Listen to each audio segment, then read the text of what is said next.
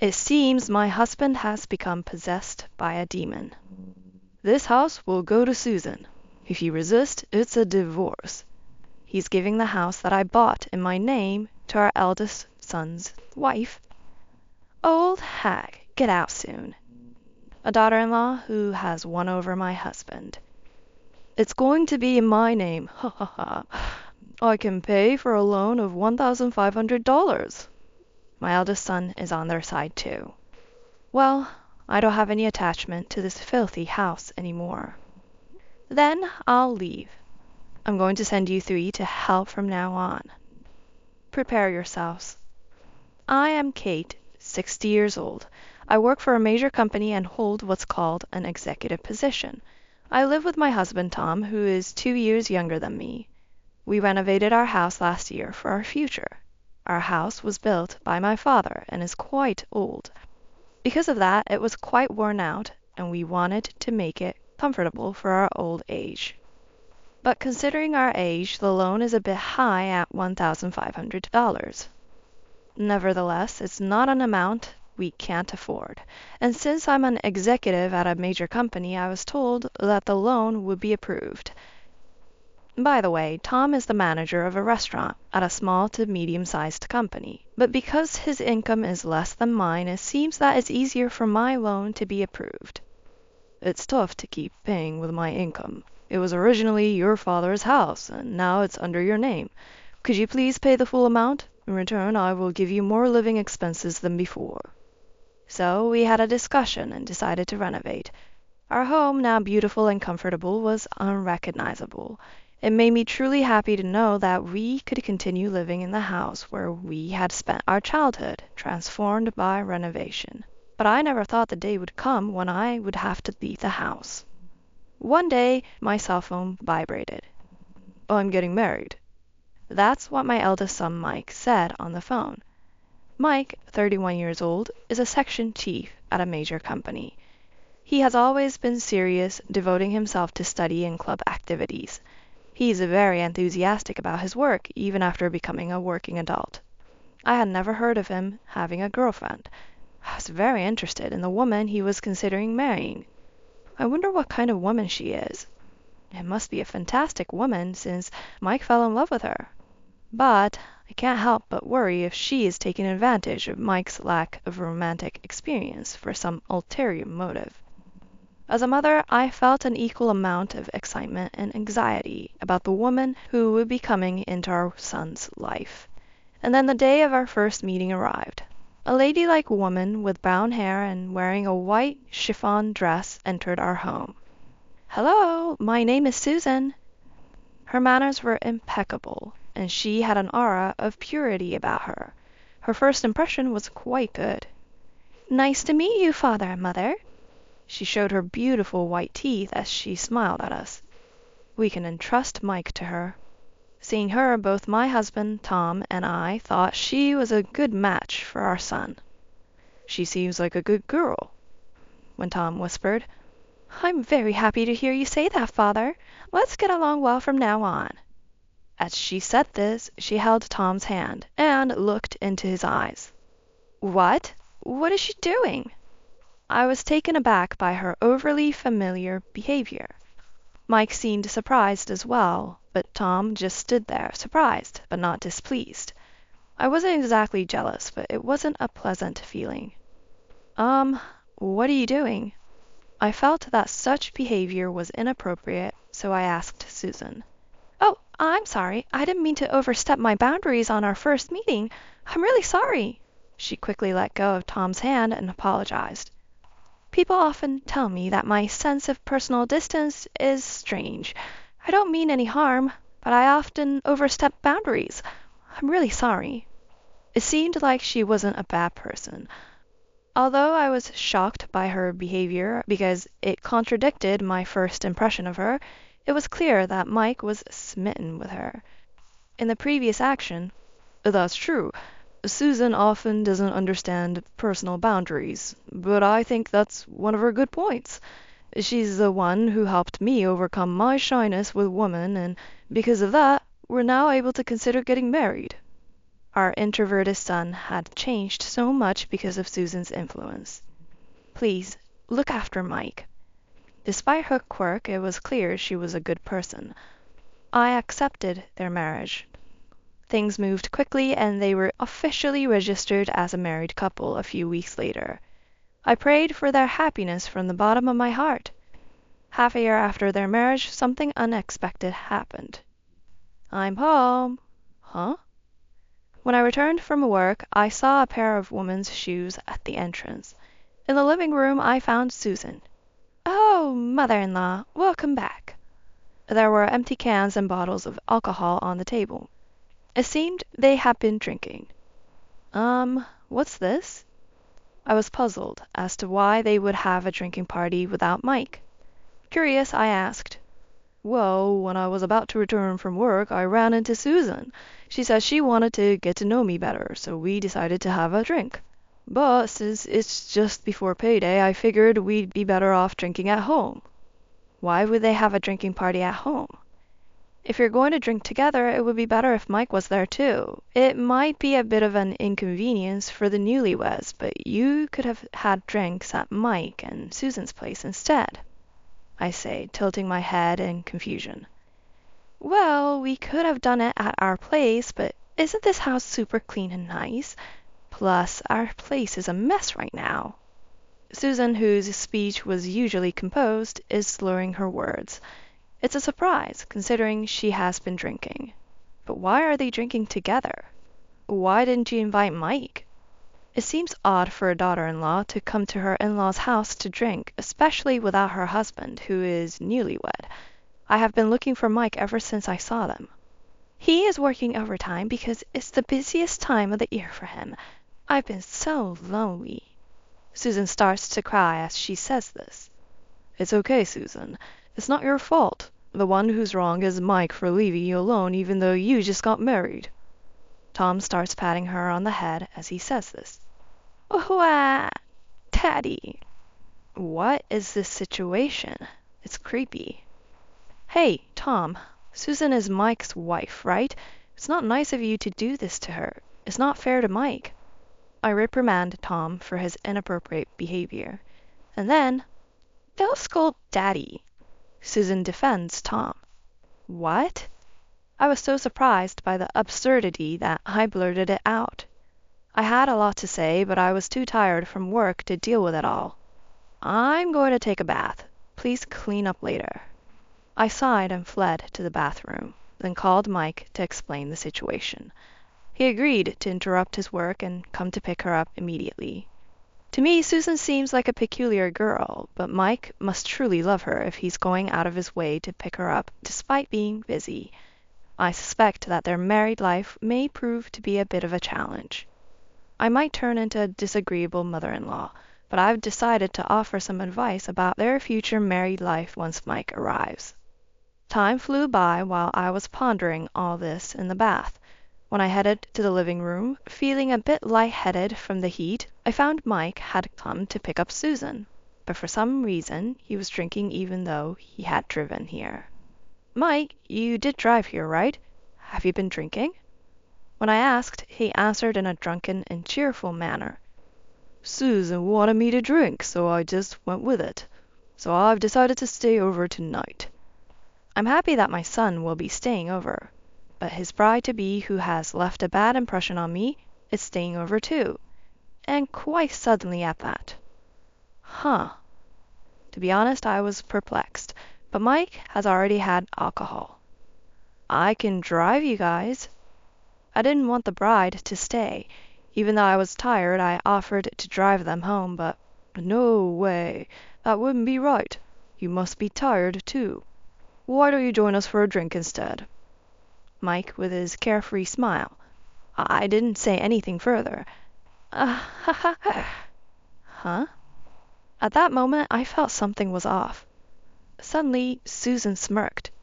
It was as if she was taking pleasure in my confusion. It must be my imagination, right? I tried to convince myself it was a misunderstanding, but unbeknownst to me, her tremendously dangerous plan had already begun. The next day, Susan repeatedly apologized for her blunder. I'm really sorry, she said as she left. I felt completely drained, like a storm had just passed. Then, when I returned home that day, Susan was there again, but there was no sign of Mike. I felt despair, but the situation seemed different from yesterday. I'm sorry for intruding again, but I really wanted to apologize, she said, offering me some sweets. I also went overboard. My bad. Tom seemed remorseful, too. Although it upset me, it seemed like they were genuinely sorry. I decided to let it slide this time. I forgave them. Thank you. Susan seemed quite embarrassed about what happened and stopped visiting.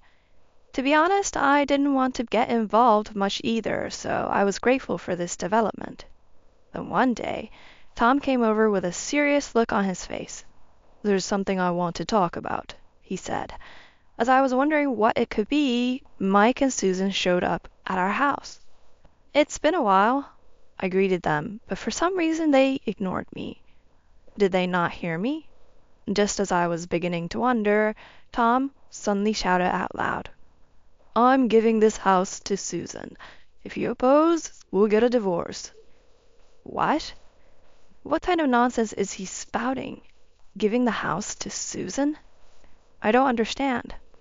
As I stood there stunned, Susan said, Mother-in-law, please leave.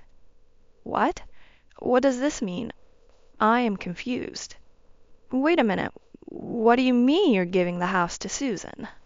I asked Tom, and he answered. You've been harassing Susan all this time, haven't you?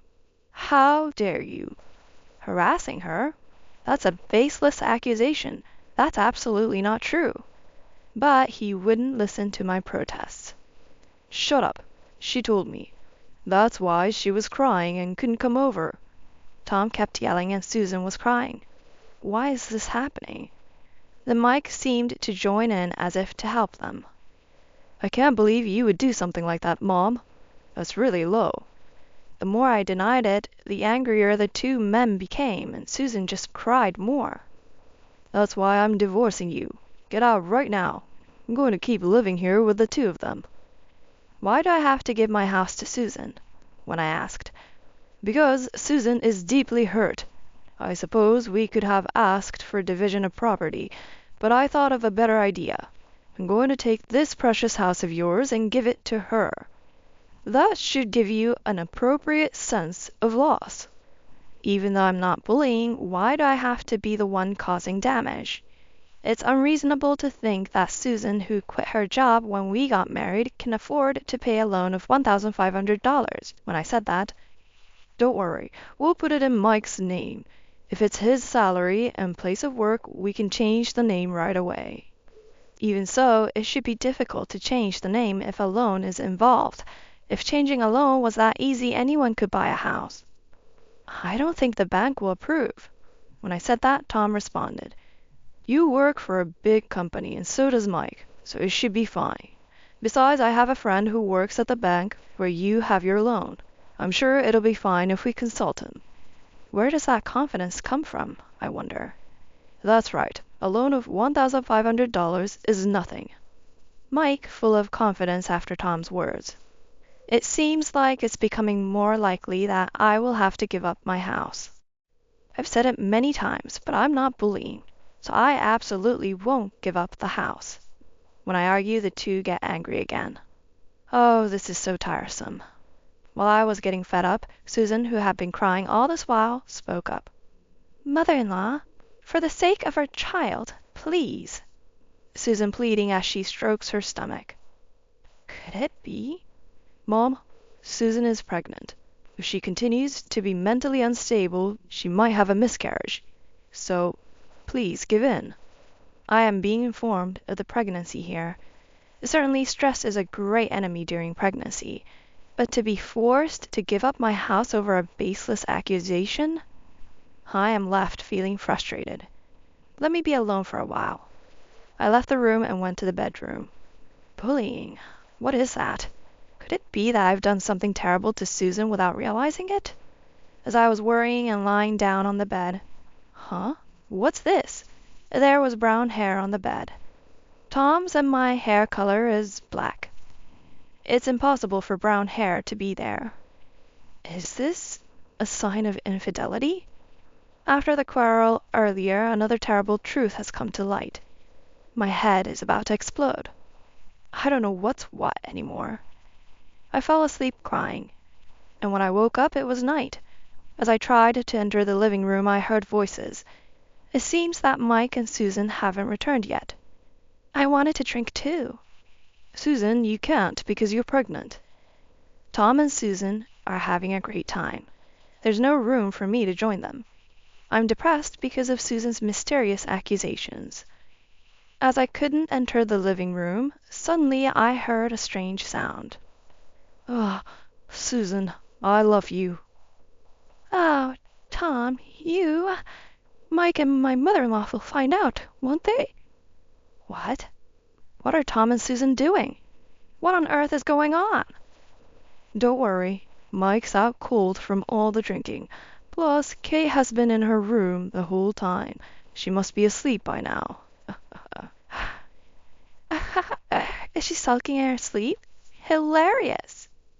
That brown hair probably belongs to Susan. It's disgusting. What were they doing in the bed I was sleeping in just a while ago? They must be planning to have fun with Susan while hiding from Mike after they kicked me out. My house being used for an affair. Fine, I'll give up this disgusting house.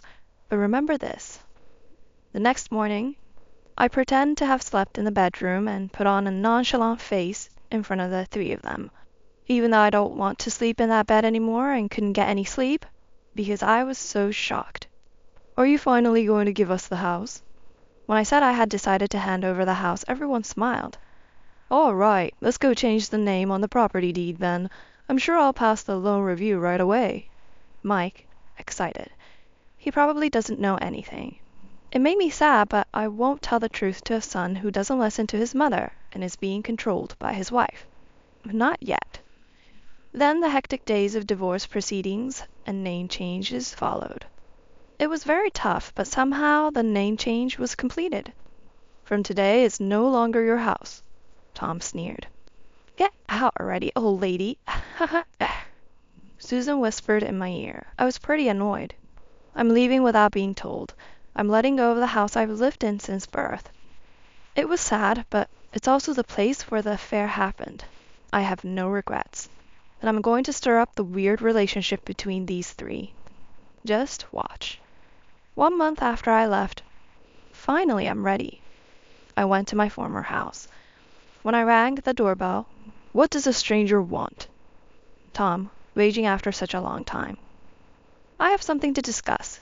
Can you let me in? I say it strongly. Why do I have to let you into my house? Tom refuses to let me in. I have something very important to talk about. It's important for Susan too. Something important for Susan?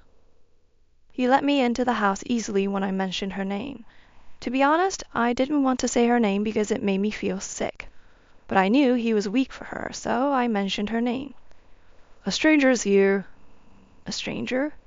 Well, we did divorce, so maybe we are strangers, but he didn't have to say it like that. I was irritated by Tom's response. What do you want now? The three of them are extremely wary. They need to see this. Huh? I laid out the photos. What is this? The photos showed Tom and her on a date. In fact, I had hired a detective to follow them after our divorce. As a result, I got pictures of them on a date. Wait a moment. Huh? What? Mike is flustered. Then, what is the meaning of this photo? We are just a close daughter-in-law and father-in-law. Nothing more and nothing less. Yes, yes. What do you want to accomplish by taking such an inexplicable photo? Then what is this? I pull out my smartphone and play an audio recording. Because I really love you, Susan. Hey, if you speak so loudly, Mike and my mother-in-law will wake up. It's the voices of Tom and her, along with some suspicious noises. What? On the day I found out about their relationship, I had recorded their exchange. No, it's a misunderstanding. Tom desperately tries to explain. Misunderstanding? This is clearly over the line. As expected, Mike is furious. She is hanging her head low. I pour more oil onto the fire. By the way, whose child is it in your belly? Tom's face instantly turns pale. You don't mean with my dad? No, my father-in-law was on birth control. Oh, she dug her own grave. You admitted it, didn't you? You just admitted it, didn't you? The three of them yell, and Tom and Mike grapple with each other. Ouch! It seems that her belly tightened from the argument, and the fight is interrupted. Then I seize the opportunity and say, I've always said it, haven't I, that I wasn't bullying Susan. Maybe you were lying just to get rid of me, so that you could convince Mike? Mike is taken aback. You're kidding. What the hell? You guys and... I can't believe I didn't trust my mother. Mike seems to be blaming himself for listening to the villainous woman and not believing his own mother. Since I found out, just tell me everything. Mike yells at the two of them. They were hesitant to talk, but there's so much evidence. Do you want to go to court? The word court gets them talking. Apparently at first she loved Mike, but when they came to our house for the wedding greeting, she saw our newly renovated and beautiful house and wanted it. My home is quite dilapidated, and I was jealous of this beautiful house, and I thought the inside was also quite nice, she explains while crying.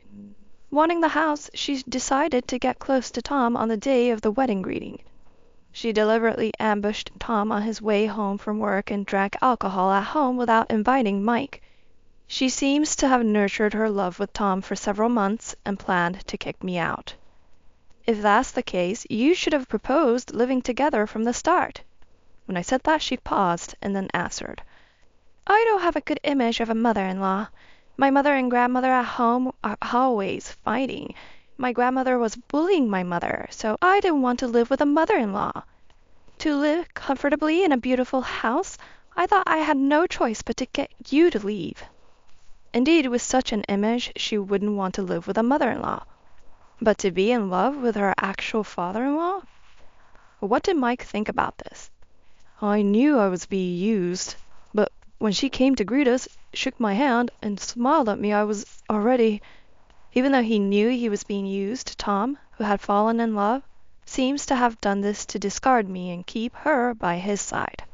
You guys are the worst. When Mike said that, the two of them began to plead and cried. After that, Mike, of course, divorced. When they checked the DNA of the child, who was born just in case, it turned out to be Tom's child. I won't pay child support. Saying that, Mike demanded division of property from the two. Of course, so did I. I never thought I'd have to demand division of property from my own father. I patted on Mike's head as he sighed heavily. We were driven crazy by a foolish woman. But the woman who will ruin her life more than us will probably regret it forever from now on. And my hunch was right. 2 years have passed since then. She remarried Tom and decided to never divorce, but to stay together forever. She said it was for the sake of their child, and she put the child she gave birth to in daycare so she could work. So today, the old man, your papa came to pick you up. Apparently she's been looked down on by the other moms at the daycare. The children seem to be getting along well, but she's full of sadness because she can't make any mom friends. Moreover, when she explained to her own parents about the divorce and remarriage with Tom, they were furious, and all the anger was directed at Tom. They are now estranged. It's all her own doing. By the way, Mike is living alone in that house. I wanted to sell it, but that would be too cruel to my mother. After all, this is the house where my mother lived since she was born, isn't it? I can't sell a house full of memories like that. I told him it was creepy and he could sell it, but he said he was so full of guilt that he couldn't. And perhaps because I kept saying that house is creepy, he hired a house cleaning service and threw away all of Tom and her belongings. Mike, who did all that for me, said, even though it was because of that woman, I did something horrible to my mother. You probably won't forgive me, but please meet me on a whim, come to my house, and let me honor you. And he gave me a gift of vacation tickets. He is truly remorseful. I can't forgive him yet, but I think I'll try to work hard to return to our original parent-child relationship. Even though we have a 20-year age gap, I genuinely want to marry her. So, please divorce me. He begged me for mercy. A smile involuntarily spilled from my lips. I had been desperately trying to make our marriage work until now. I thought about the children and our daily life even more than he did. Even if we don't have children, I believe that we can help each other and live together. It seems it was only me who felt this way. I feel like an idiot for having believed in my husband. I feel like a fool for all the effort I put in for the sake of my husband. My heart is so torn up that I can't even understand my own feelings. I must make him take responsibility for this. My name is Emily, a 50-year-old housewife. I live with my husband. It's good to have a lot of savings for retirement these days. That's why we've both been working hard together. We don't have children. We've tried to have children before, but in vain. While I thought there might be a reason for this, I was too afraid to find out and never visited an infertility clinic. Even if we can't have children, as long as I have Emily, it's enough. Because my husband said that, I might have been indulging in his words. My husband is kind and gentle, and he never complained for not being able to have children. Let's take things at our own pace. Those words from my husband comforted my heart more than anything else. That's how much I believed in him. I did everything I could, cooking healthier foods and studying specialized books to have a child. I did my best to make my husband's life happier. But my efforts never paid off, and I've reached the age of 50, which is a difficult age to welcome a child. That day, too, my husband came home past midnight. How was your day? Did you go out drinking today, too? When I spoke to my husband, who looked drunk, he seemed surprised, perhaps not realizing I was still up, and made an awkward face. I told you could sleep, didn't I? It's not good to keep you up this late. After I turned 40, my husband often came home so late at night. Every day, he dines out with colleagues and comes home drunk. Though he tells me you don't have to wait up, you can sleep. I just wanted to have a time with him together and often find myself rubbing my sleepy eyes and waiting up for him. Do not push yourself too hard, Emily. That's why I want you to take a rest enough. Thank you for caring. But I just want to do it this way.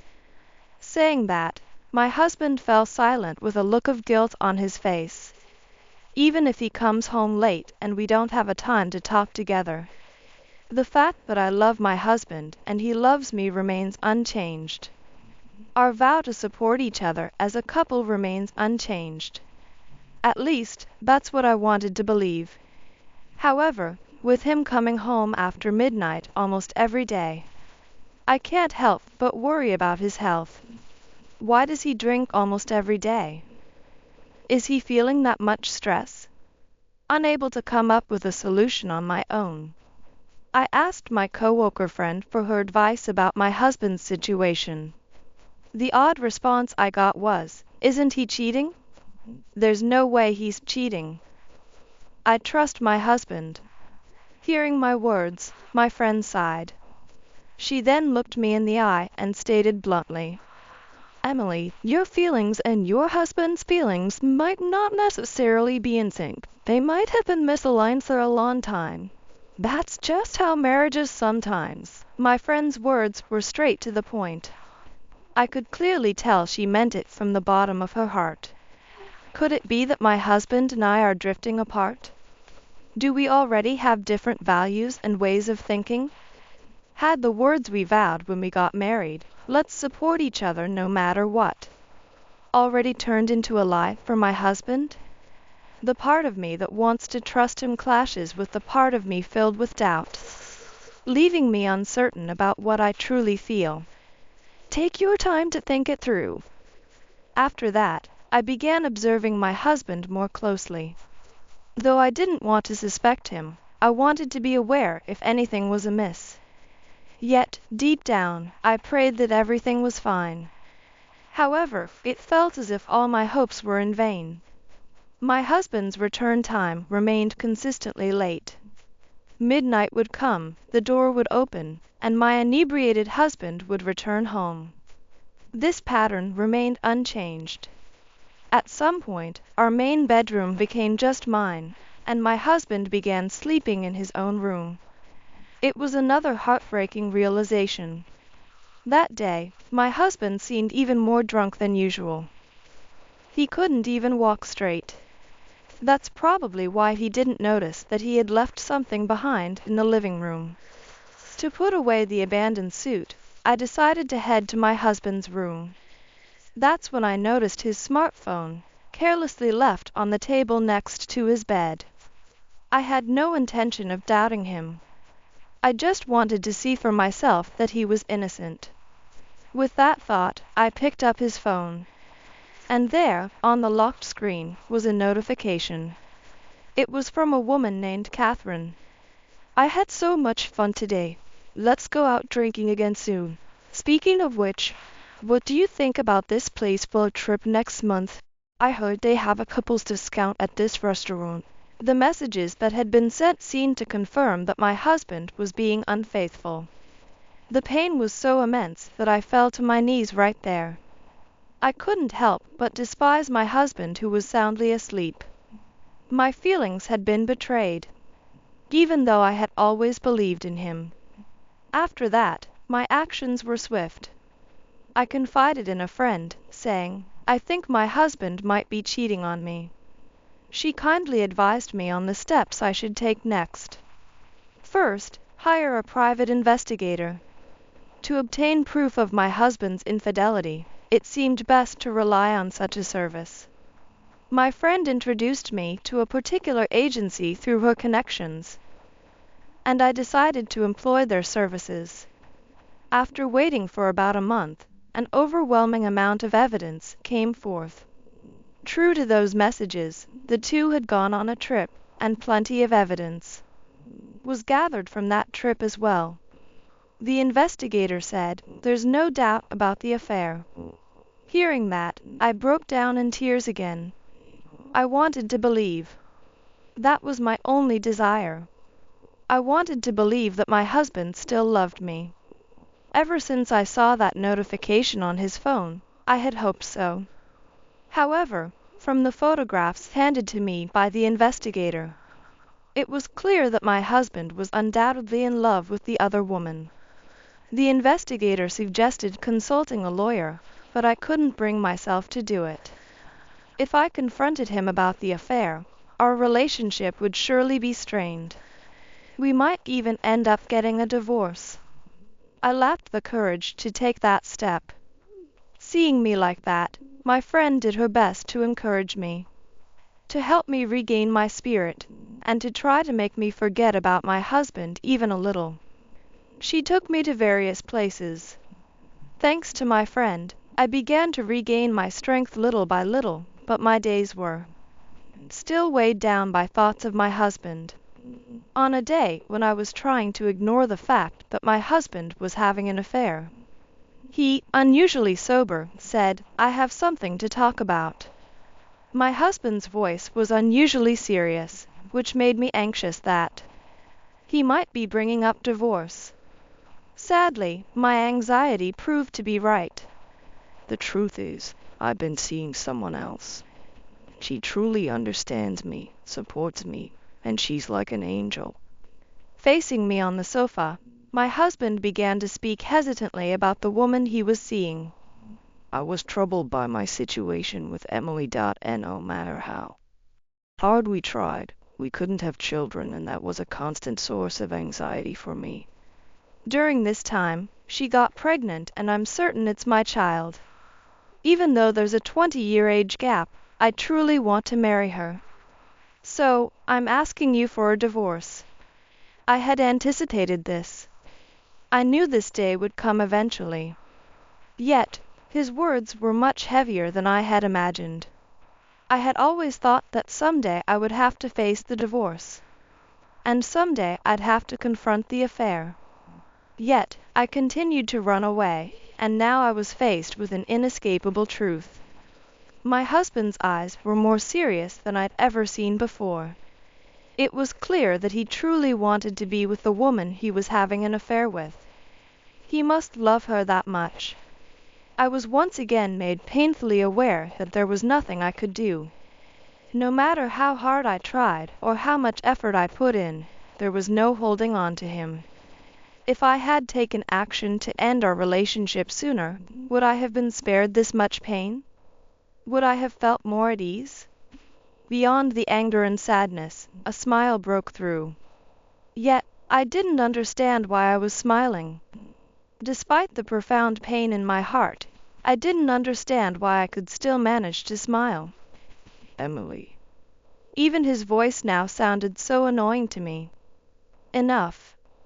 I don't need this man anymore.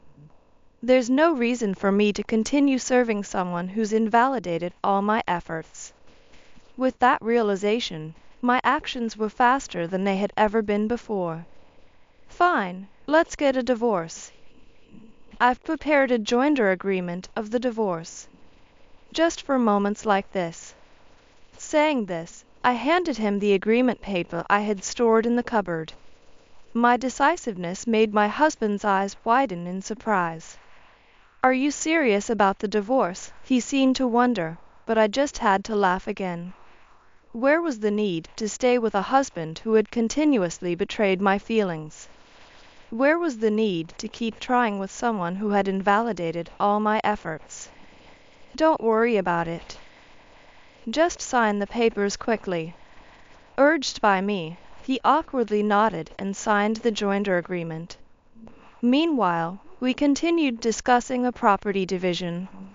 I will pay the property division properly. I cheated, so it's only natural.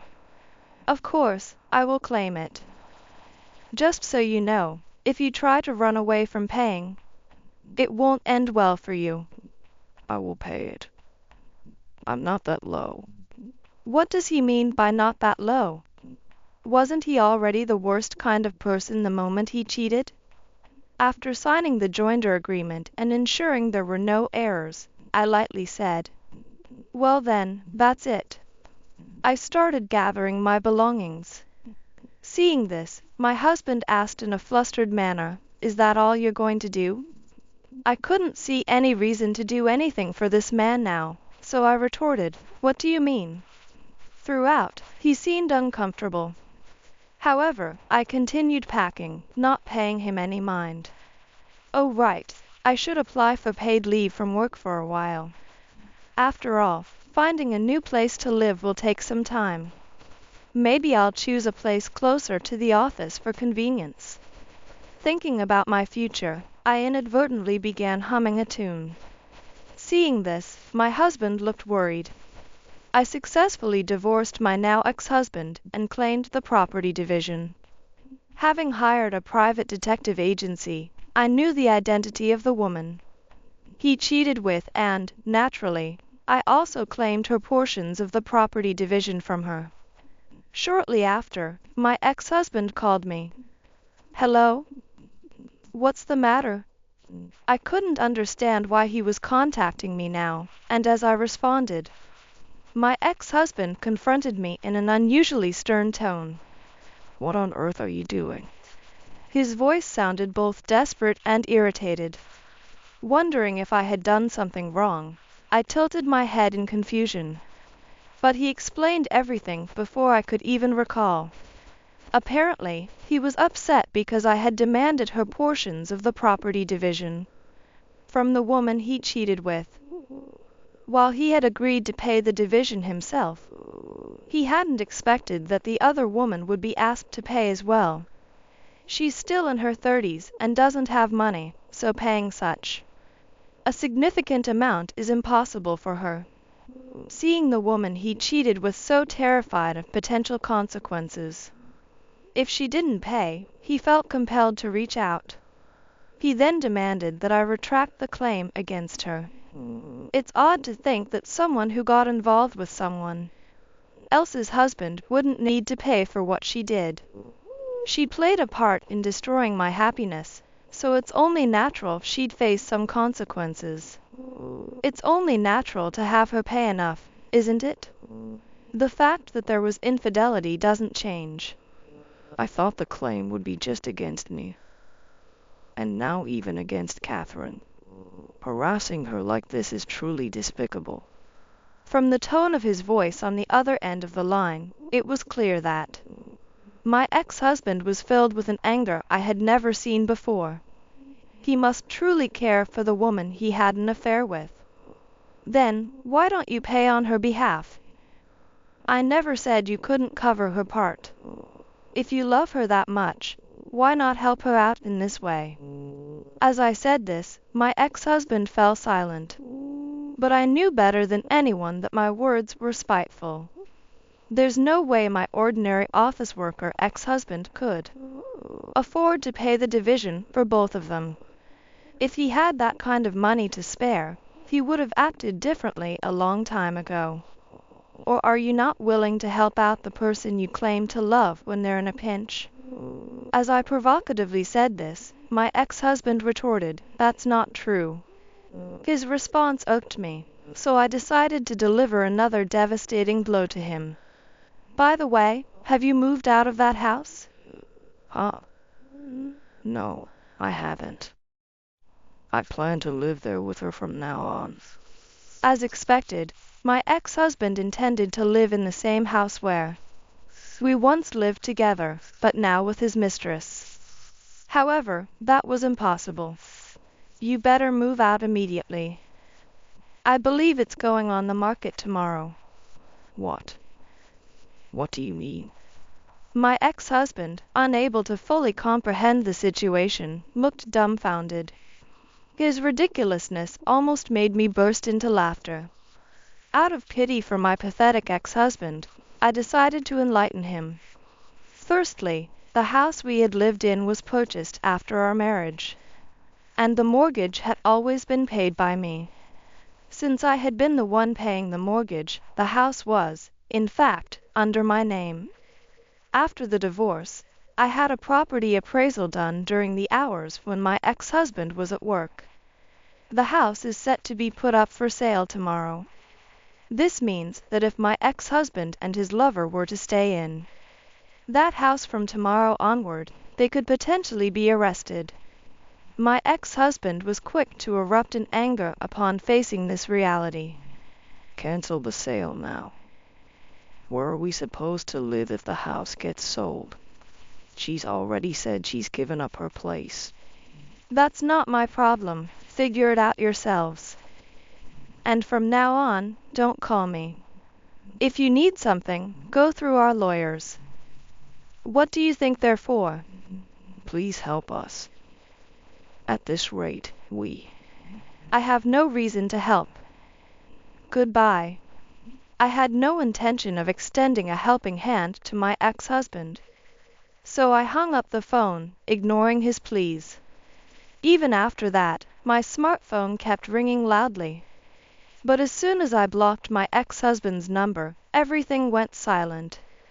2 days later, I happened to pass by the house where I used to live with my ex-husband and noticed that it was up for sale. I guess the ex-husband and his mistress had moved out. Threatening them with the possibility of arrest seemed to have done the trick. I successfully received the division from the mistress as well. So a significant amount of money came into my hands. My ex-husband scraped together every penny, even taking on debts, to pay for his mistress's portions. He seemed genuinely committed to his affair partner to go to such lengths. However, according to what I heard from a mutual acquaintance, he was dumped by her not long after. Apparently, the child she claimed to be pregnant with wasn't even his. Since then, he's been downcast, unable to perform at work, and eventually resigned. He's reportedly now living in a shabby apartment, barely making ends meet. On the other hand, I'm living my life freely and happily without him. My friends even comment, "It's great to see you so lively again." I'm deeply grateful to the friend who advised me back then.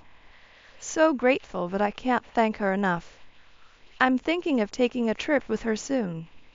She's looking forward to it since she loves traveling. I want to keep striving, also for the sake of the friend who wholeheartedly supported me. I am Emily. I am 31 years old.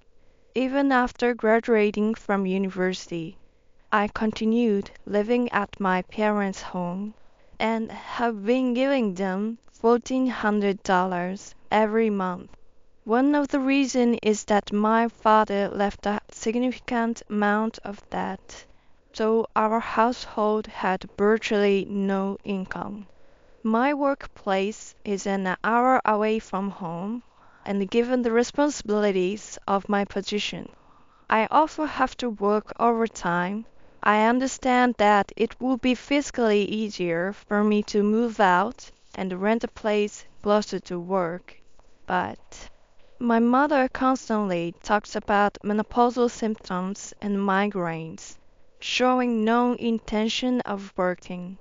Not only that, she spends her days eating and sleeping, and can't even do household chores. I felt compelled to take care of her. Above all, my mother lacks basic life skills, so I was concerned that if I wasn't around, she might end up doing something reckless. One day, during such routine life, I received an unexpected message from my brother. He said there's something important I need to discuss, so please be at home this Sunday. As Sunday approached, I whimsically wondered when the last time I had heard my brother's voice was. My elder brother, who is 3 years older than me, and his wife, who is a year older than him, arrived. To be honest, they looked nothing like what you'd expect from a couple in their 30s with children. Both had dyed their hair in shades ranging from blonde to brown and sported multiple piercings.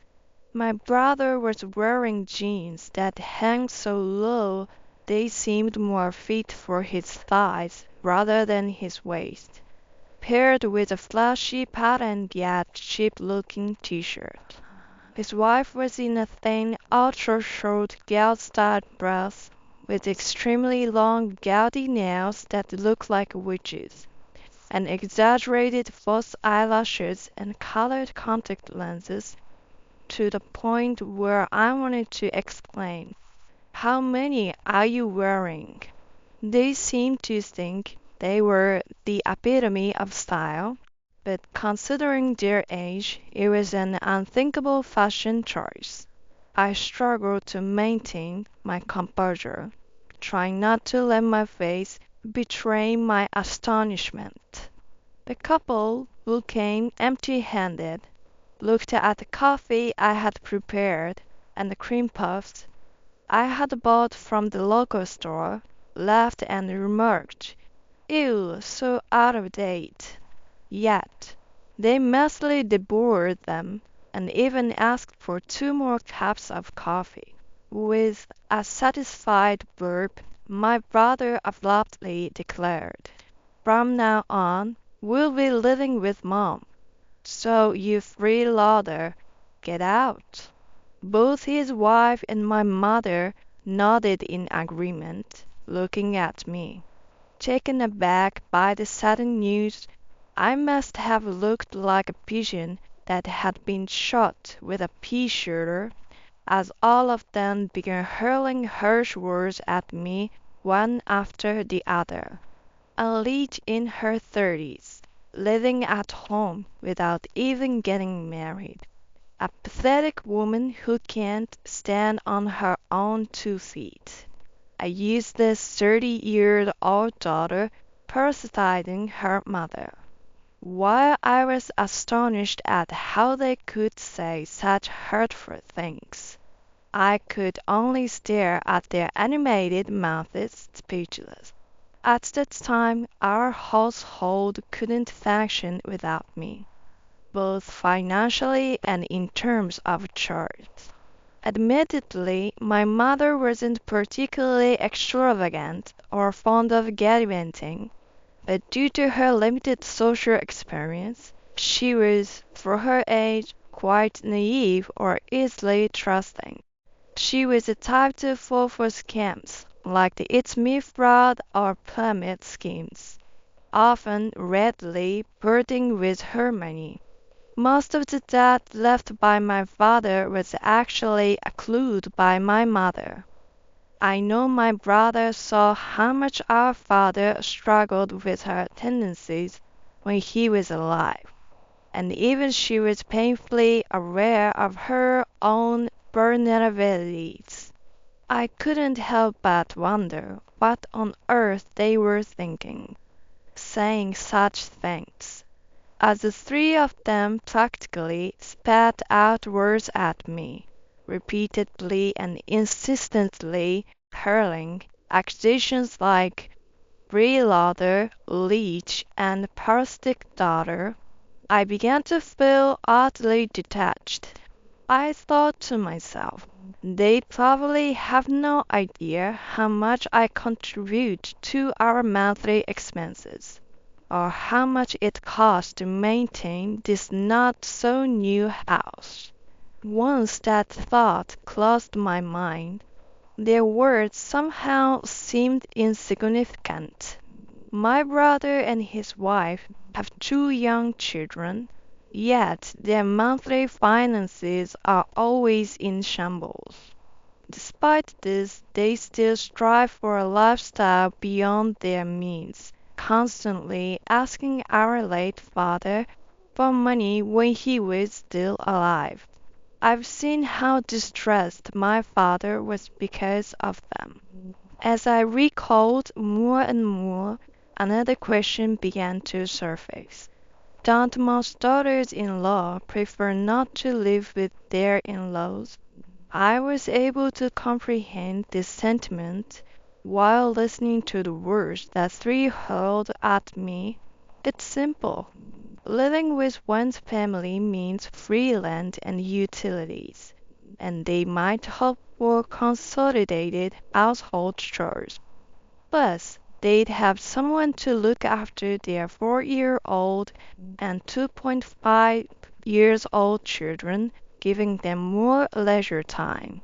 In the case of living with in-laws, especially with a mother-in-law who loves to eat and sleep, it's unlikely she'd help with chores or babysitting. So it's doubtful things would go as my brother's wife might wish. Above all, it's hard to believe that my brother's income alone could support a family of three, when my brother arrogantly declared, "As the eldest son, it's only natural that I take care of Mom," and my mother gleefully agreed, saying, "That's right." My vision suddenly seemed to brighten. It was so transparent. Yet my mother easily fell for it, firmly deciding to live with my brother and his wife. Oh dear, are you sure that's a good idea? Haven't you been manipulated over and over again, Mom? You've had your fill of experiencing that when my brother sounds too good, there's always a catch, haven't you? Despite our father repeatedly warning us. Even after my father passed away, I supported our non-working mother, pretending to believe her fake illnesses stemming from her sheer laziness, and managed the household chores. While my brother was the pampered child, I was the exploited one. My brother couldn't even properly graduate from a bottom-tier high school, mocked as one where just writing your name guarantees entry. However, because of his decent looks, he developed an inflated pride and had a habit of abandoning anything that slightly displeased him. Yet, our mother showered him with an astonishing amount of affection. I worked hard, studied relentlessly to earn professional qualifications, and tirelessly job hunted for the career I wanted. But my mother practically turned a blind eye to all my efforts. Even after facing such blatant disparities in treatment time and again, I held on to the slim hope that things might change someday. But now that the hope seems foolish, I've had enough. This is just ridiculous. I don't have to tolerate being spoken to like that. I should leave. Yes, that's what I'll do. After all, in their eyes, I'm just a burden. That thought made me feel so much lighter. So I decided to take action. Fine, I get it. I murmured under my breath. Upon hearing my response, my mother and brother, with smack grins on their faces, nodded in agreement, saying, "Finally she gets it, and it's so frustrating how slow she is to understand." As if they couldn't even see me anymore, my mother and my brother and his wife excitedly discussed their plans to live together. With a particularly detached gaze, I thought to myself, they seem to view me as a burden, but my income is actually 4 times that of my brother and his wife combined.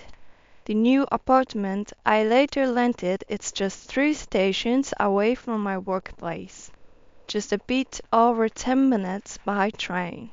I could even commute by bicycle or on foot.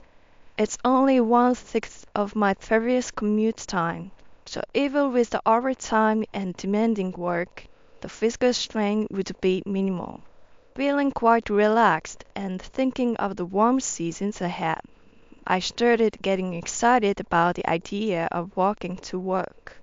Since I can now allocate most of the money I used to give to my family home to my rent, I choose an apartment with a spacious living room, a walk-in closet, and 2 6-mat rooms in a 2 LDK layout. I intend to use the 2 rooms as a bedroom and a workspace for when I need to bring work home.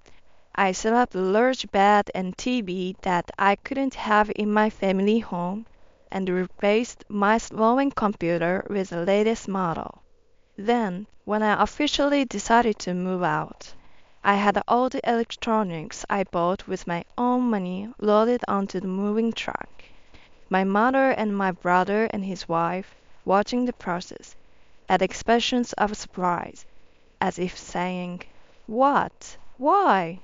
The refrigerator, microwave, oven, robotic vacuum cleaner, drum washing machine, dryer, every single one of them was carefully chosen by me, aiming to make household chores easier while working, and recommended by a friend who works at an electronics manufacturer.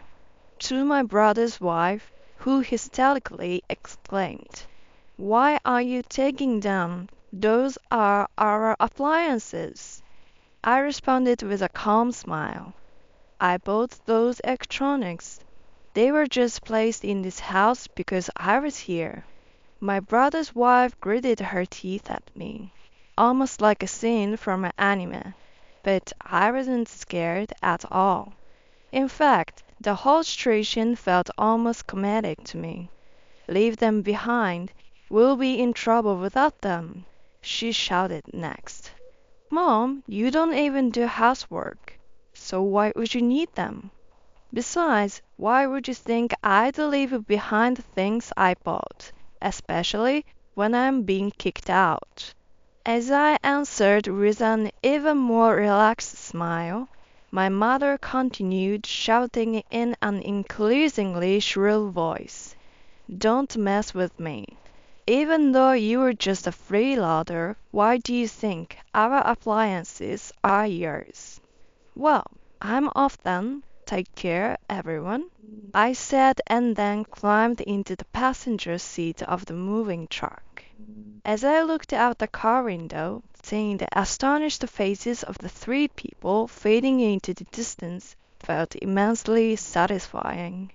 Some might say it's a bad trait of mine, but after being exploited for so long and then being thrown out like this, I think it's understandable for me to feel a bit of serves you right. The day after I started my new life in my new place, I received an angry call from my brother, asking, "What did you do with the two cars?" When I casually replied, "I'm driving one of them, and I saw the other," he shouted back, "Why would you do that? How are we supposed to live without them? Give them back." "Hold on a sec. Both of those cars were in my name. Isn't it weird to ask me to return them? If you can't live without the car, drive your own." While I responded in this way, I couldn't help but think I was being a bit mean. I knew that my brother and his wife had traded in their own car.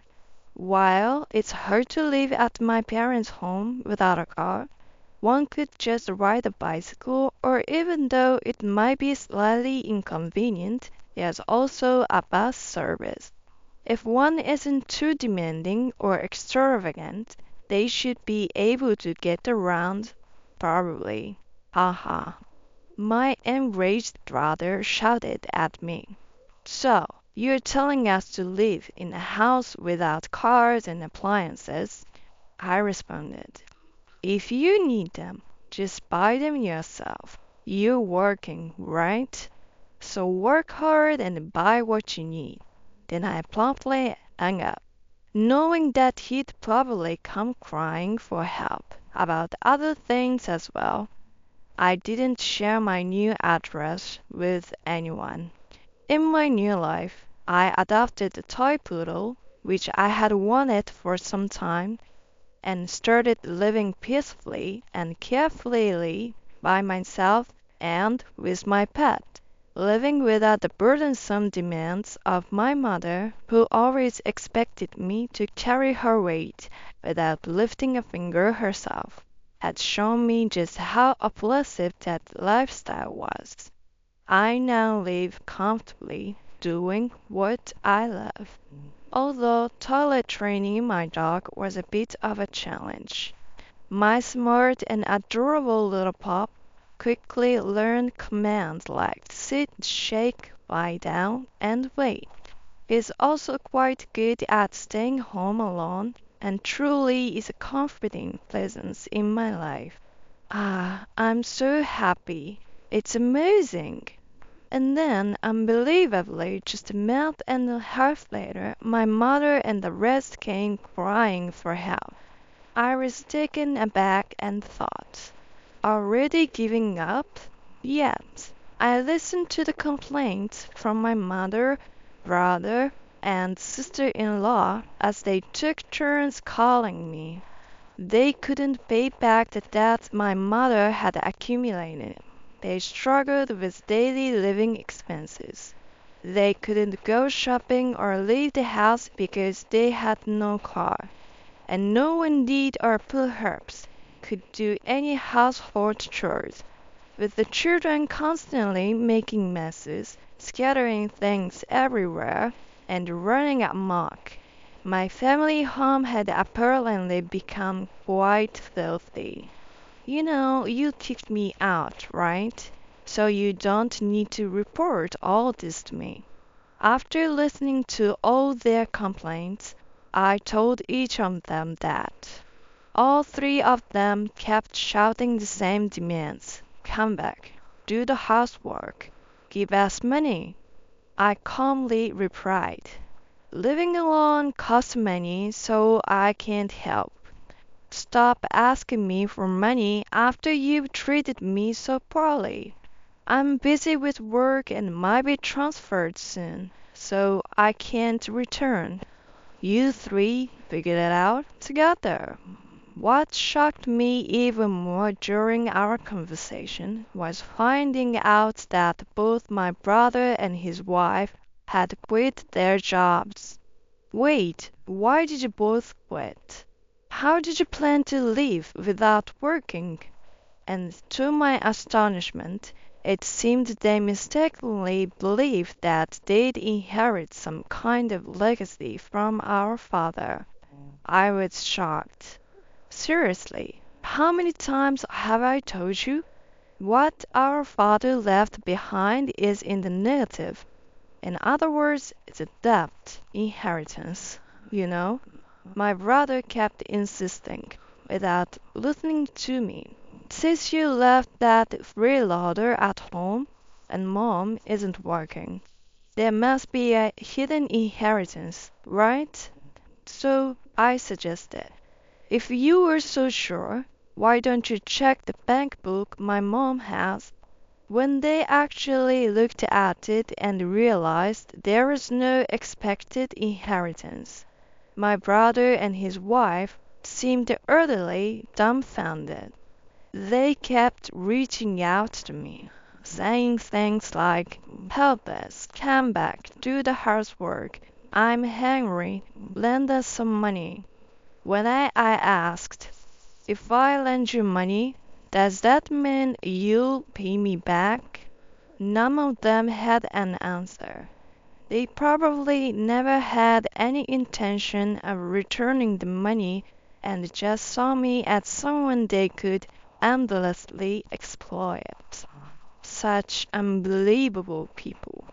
I can't help return, do housework, or lend money. So please stop contacting me. Goodbye.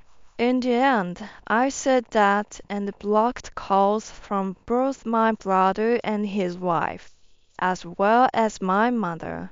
I doubt they had the resources or money to show up at my workplace. Whether my mother pays off her debts or how the three inept adults who hate working, now settled with two kids and facing escalating expenses, decide to live their lives. It has nothing to do with me anymore.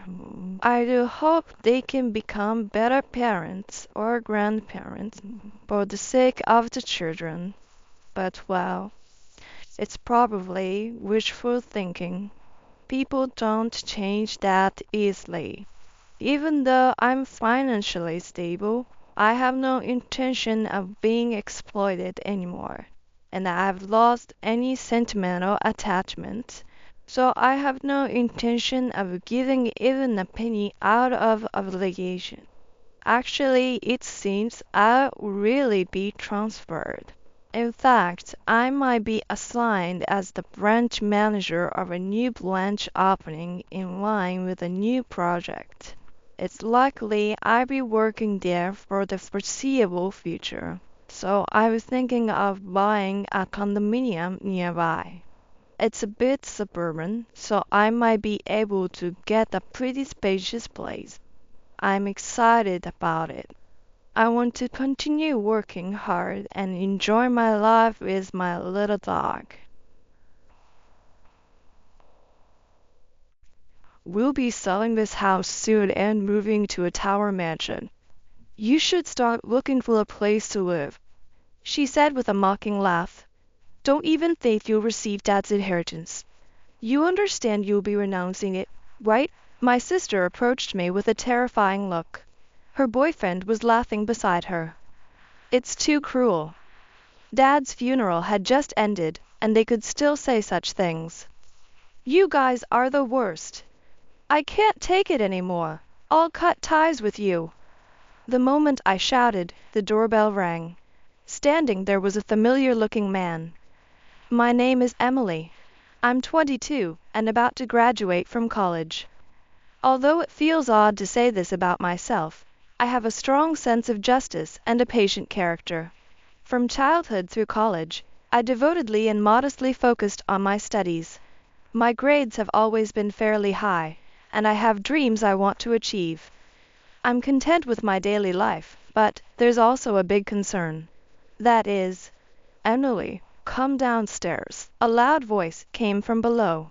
Reluctantly going down, I saw my mother Catherine and my sister Karen. Mom, Karen, what's up? I was studying. Huh, always the bookworm. Even though college is almost over, you're still studying. Must be tough. That mocking laugh came from my sister.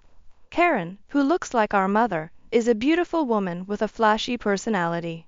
She used to be a reader model in the past, but now she's unemployed under the name of helping with housework. Your sister and I are going shopping, so you do the dishes, laundry, and make sure to iron. We're also out of detergent, so go shopping for that too. My mother nonchalantly gave me chores to do. Knowing she would get furiously mad if I retorted, I simply replied with a quiet, okay. The two of them, dressed up to the nines, left the house in high spirits. Sigh, I have to do it, I muttered to myself as I cleaned up the mess they made. My mother, once crowned as some beauty queen, is a woman of extravagant tastes and a love for luxury.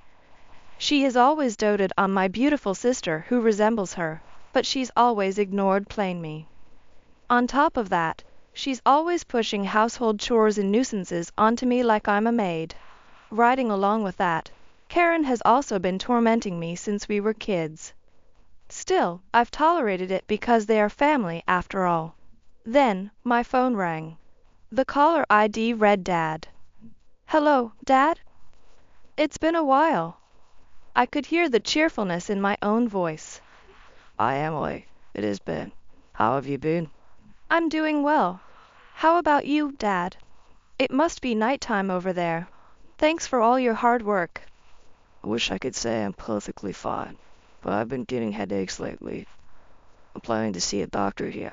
More importantly, how's your studies? Going smoothly? Dad, please take care of yourself. Thanks to you, everything's going smoothly. I'm studying hard to achieve my dreams. I knew it. You've always been a hard worker. I always tell you. To be just and kind, right? Don't worry, I'm doing my best. That's my Emily. When I come back next time, I'll bring lots of souvenirs. After such a conversation, we ended the call. To be frank, my family is quite wealthy. This is because my elite father, Tom, has been traveling around the world for work since he was young. Though Dad was often away from home, he was always kind to me and spoiled me a lot when he was around. I always adored my father for that. However, for my mother and sister, Dad was more like an ATM. They lived luxuriously on the money he earned, that's the reality. Emily, always be just and kind. My father, who raised me with these words, has always been my pillar of support. That's why I've been able to persevere till now. A few months after this, right after I graduated from college. Emily, your father has. My mother, looking pale and distressed, burst into the room. Apparently, my father had collapsed at the airport just after returning to the country and had been rushed to the hospital. Hearing this, my mother, sister, and I immediately headed to the hospital where he was taken. There, we found my father lying limp on the bed. The doctor informed us he suffered a stroke. Despite extensive treatment, my father barely recovered. Specifically, he was left with severe motor paralysis and speech impairment, unable to stand or speak coherently. Because my father required care, I decided to put my dreams on hold and dedicated myself to caring for him at home. As expected, my mother and sister practically ignored him, treating him as if he was useless. They neither helped with his care nor even looked at him properly. Mom, Karen, if you occasionally help with Dad's care, I'm sure it would make him happy. Even when I voiced my concerns, their response was always, "We're busy. We've left taking care of Dad up to you," in that dismissive manner. Dad, it's a beautiful day today. Emily, thank you. I studied about caregiving. I opened the curtains so he could see outside, fed him specialized food, and arranged fresh flowers every day. I provided care with all my heart, even with the help of caregivers. My father, who had worked hard for us and always showed his affection. I was desperate to do my best for him. When things got tough, I remembered his words. Emily, always be kind and do the right thing. Remembering those words gave me the strength to push on. Then, one day, I overheard my mother and sister talking secretly at home. Thanks to Dad's insurance money, I could buy that bag I wanted, said my mother. It's like a thank you from Dad. Maybe I should get a new wallet too, my sister added. Trying to contain my rising anger, I kept listening, only to hear my mother make an even more shocking remark. If he passes away, the death insurance and inheritance will bring in hundreds of millions. He saved not just from his job but also from investments. Really, Mom? We should buy a luxury condo then, and maybe my boyfriend, Al, he'll live with us. I just wish Dad would pass away soon. Hey, yes, indeed. I couldn't bear to listen any longer and left the room. My father was fighting hard to stay alive. And yet, they were talking about splurging with the insurance money and buying a luxury condo with the inheritance? Wishing for his early death? Overwhelmed by anger and pity, I felt nauseous. In reality, my mother and sister recently began to flaunt their wealth even more, buying luxury brand items and even going on overseas trips, leaving my father and me behind. However, I couldn't possibly share this with my already burdened father. I didn't want to sadden him. Pretending I hadn't heard my mother and sister's conversation, I continued to devote myself to caring for my father. Friends and acquaintances often visited him, showing their affection and concern. I distinctly remember an older gentleman dressed in a suit and glasses who frequently came by. I wasn't around when they talked, but he was probably an executive or some high-ranking official from my father's company. Whenever he saw me, he would bow and greet me. It made me happy to see my father being so respected, and visits like these always seemed to brighten up my father's mood. I thought such days would continue. However, a few months later, my father had a recurrent stroke and passed away suddenly. Dad! Dad! I clung to my father's lifeless body and cried uncontrollably. At this moment, both my mother and sister shed tears, mourning the loss of our father. What followed was a whirlwind of events. I had to organize the wake and funeral. Even though my mother was the primary mourner, she didn't do anything, and neither did my sister. In the end, I had to handle all the procedures by myself, running around frantically, overwhelmed by the tasks. The wake concluded, and a large number of people attended the funeral. Many flowers were also delivered. I felt comforted realizing the respect and love people held for my father during his life. At the funeral, the sounds of muffled crying filled the air, and my father, with a peaceful expression, embarked on his final journey. After the seventh-day memorial service, in the evening, I was beginning to recover slightly from my grief. As I was cleaning up after the memorial service, my mother and sister called me to the living room. Next to my sister was a man, apparently her fiancé. He looked decent just like my sister, but his past as a nightclub host was evident from the superficiality that seeped through. Apparently, his name was Albert, but my mother and sister affectionately called him Al. So, about Dad's inheritance, my mother began. I had a terrible feeling about this. My mother continued, laughing mockingly as she said something outrageous. You see, we should be getting a lot from Dad's inheritance. Once we have it, we'll sell this house and move into a tower mansion. So, you should start looking for another place to live.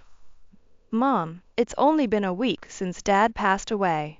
Are you already thinking about the inheritance? And what's this about a tower mansion? Stop whining. We've already signed the contract. It's a brand new unit, and it's on one of the top floors. You've already signed? When did this happen? I don't know. About a month ago. A month ago? Dad was still healthy then. He was on his deathbed. With all the money Dad had, we can do whatever we want. My mother was the epitome of selfishness, and my sister followed suit. Exactly.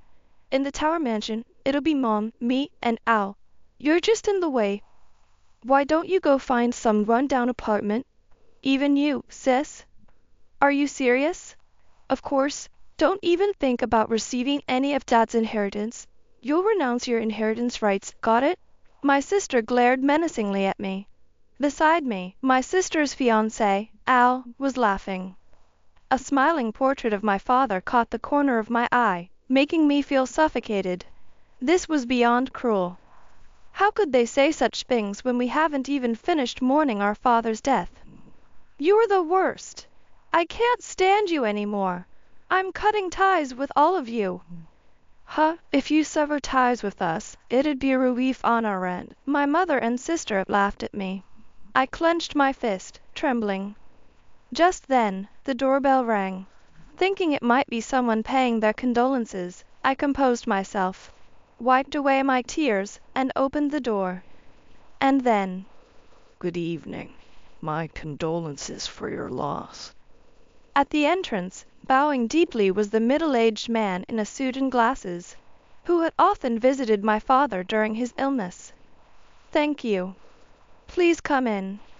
As I invited him in, the man handed me his business card. Please check this. I am Attorney Smith, appointed by Mr. Tom. I examined the card. It indeed was from a law firm.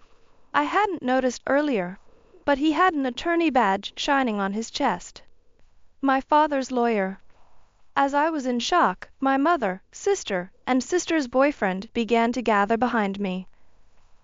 What does a lawyer want? Smith then addressed my mother, who had a puzzled look on her face.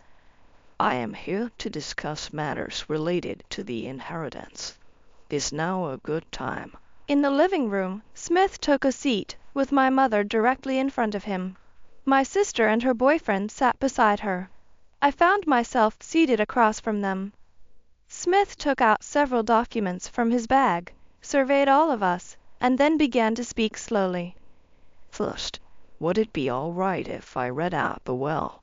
How could he have such a thing when he could barely move or speak towards the end? Just get on with it. Catherine spoke, sounding irritated. I will now read it out. Smith said in a calm voice. Last will and testament. I, Tom Johnson, hereby declare the following as my last will. I bequeath all of my properties and belongings to my younger daughter, Emily. A moment of silence ensued. The testator designates the following individual as the executor of the will. As Smith continued reading, Karen interrupted him. Wait, what did you just say? Did you not hear me? The testator designates the executor as... No, not that. What you said before. I'll read it again then. I, the testator, bequeath all of my properties and belongings to my younger daughter, Emily. What does that mean? So you're saying, what? The next person to shriek was their mother. In essence, Emily is to inherit the entirety of the estate. What? I was so taken aback she could only widen her eyes in shock. Next, I will read the additional notes in the will. Smith continued, looking at me. These additional notes can be understood as your father's final message. I listened in silence. Emily, you sacrificed your precious dreams to take care of me, despite me being preoccupied with work and hardly paying attention to you. I truly thank you. Because of you, I was able to pass away peacefully and fulfilled. Tears welled up in my eyes as I listened to the words my father left behind from Mr. Smith. Emily, always be righteous and kind. I believe you can do that. I'll always be watching over you. Please be happy. In front of me, who could only sob. My mother and sister were in complete disarray. Wait a minute. What does this mean? All of the inheritances going to her. Exactly. What about our money? Smith glanced at the two of them and spoke. There's no mention of you two. By the way, Emily is also the sole beneficiary of the life insurance. What are you talking about? Do you think that's acceptable? My mother's face turned beet red, as if she was about to foam at the mouth. Isn't there something called legitimate portion? Shouldn't a spouse or child be guaranteed a share? My older sister leaned forward. You're talking about the reserved portion of the inheritance. Indeed, both of you have the right to claim your rightful share from Emily. Smith stated calmly. Well, obviously, my mother seemed to be returning to her usual self. Even with a will, if the distribution is unequal, you can claim the inheritance defined by the Civil Code. However, Smith continued, Tom had asked us to investigate how his wife, Catherine, and eldest daughter, Karen, were squandering his money on luxuries and misusing the insurance money. Shock was evident in the eyes of my mother and sister. In fact, purchases such as luxury condos and cars were made, and there was excessive spending on things like host clubs and overseas trips. Emily alone was left to care for him and handle household chores. Moreover, there were statements wishing for Tom's death. My father knew everything. He pretended not to know despite being aware. That's... Smith quietly interrupted my stammering mother. In this case, the distribution of the inheritance cannot be deemed unfair. Even if you were to sue, it's unlikely you would receive anything. If you still want to pursue it, go ahead. I'll be ready to face you in court. My mother's face had turned pale blue. This is absurd, my sister muttered. It's ridiculous, all to Emily alone. As Smith was leaving and I escorted him to the entrance, he said something. Emily, you've grown so admirably. Your father always spoke of you with joy in his eyes. Is that so? My father. I've known your father since our younger days, and he entrusted me with this task.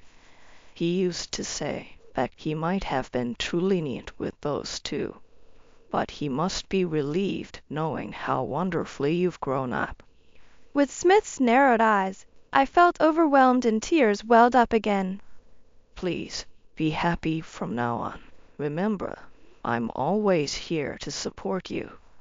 I kept bowing deeply to Smith, who left me with those words. A year later, with Smith's assistance, I was able to inherit all of my father's assets. As for my mother and sister, my mother couldn't repay the contracts for the luxury condo, expensive cars, and brand items, eventually leading her to declare bankruptcy. My sister, on the other hand, was quickly left by her boyfriend when he found out she wouldn't get any inheritance. I heard through the grapevine that she now lives in an old apartment with our mother. For a while, they tried calling me, but I kept deflecting, saying, "We're estranged. Please contact my lawyer." I believed that's what my father would have wanted. Now, there's no contact from them at all. As for me, I utilized my father's inheritance to attend the law school I had once given up on. Initially, I intended to uphold my father's words, always be righteous and kind, and aimed to become a prosecutor after becoming a judicial official. But now, my dreams have changed.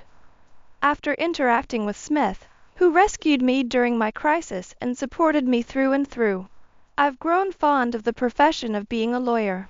That's why I'm now rigorously studying to become a lawyer. I strongly hope to someday become a righteous and compassionate lawyer, just like Smith.